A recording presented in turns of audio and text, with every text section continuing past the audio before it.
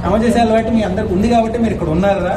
కానీ శ్రమ చేసేటప్పుడు ఎందుకు చేస్తున్నారు అనేది మర్చిపోకండి. ఈ సమాజానికి ఇది చేస్తానని రోజు రోజు మనసును గుర్తుపెట్టుకోండి. ఇప్పుడు నువ్వు పరిగెత్తేటప్పుడు కింద పడితే ఏం చేయాలి? అలా చేసిన వాడికి ఇంకేమన్నా ఆపగలగదా?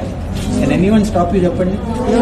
చుట్టూరు కొన్ని మంది వచ్చి నువ్వు అమ్మాయి నీతో అవ్వదు, నువ్వు సేఫ్ ఉద్యోగం తీసుకో, నువ్వు ఇక్కడ బ్యాంక్ ఉద్యోగం రాయి, నువ్వు ఇక్కడ చిన్న ఉద్యోగం తీసుకో, కిరాణా కొట్టు పెట్టుకో, పెళ్లి చేసుకో, నీకు పెద్ద పదవులు ఎందుకు, నీతో ఎలా అవుతుంది, సిటీ వాళ్ళకే ఆ ఉద్యోగాలు, ఇంగ్లీష్ మాట్లాడడం రాదు నీకు, ఇవన్నీ మాట్లాడే వాళ్ళకి మనం ఏం చెప్తాం?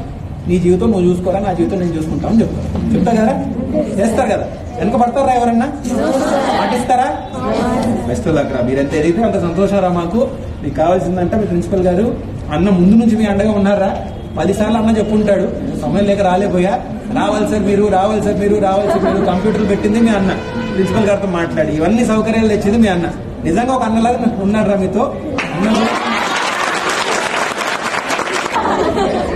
చూడండి, బాగా ఎదగాలరా. మీ వయసులో ఒక మొక్కలాగరా. మీరు మొక్క నాటినప్పుడే దానికి నీళ్లు ఎరువిస్తే ఎదుగుతుంది.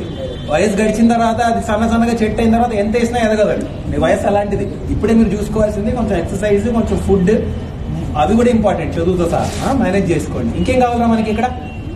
Any other requirement? అంత బాగానే ఉందారా? ఇప్పుడు చెప్పకపోయినా మీ ప్రిన్సిపల్ గారు చెప్పండి, మళ్ళీ చూసి అందించాల్సిందిగా అందిస్తాం. ఓకే, మీరు మాకు ఇచ్చే మాట ఏంటి?